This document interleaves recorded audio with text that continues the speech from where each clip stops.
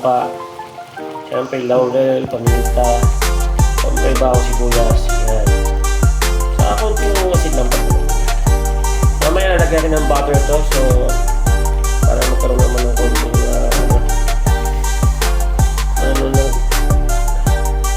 konting lasa ng butter. Yan.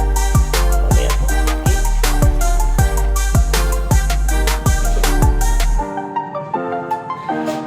Let's go dyan. Naman naghintay tayo nung nagluto tayo naman.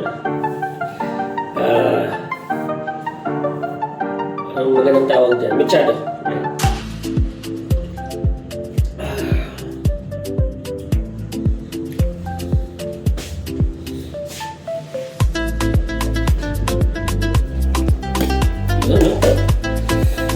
So let's mix.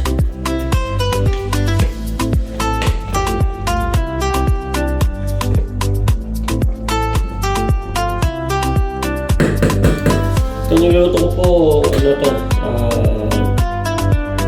na yung baon ko for this week.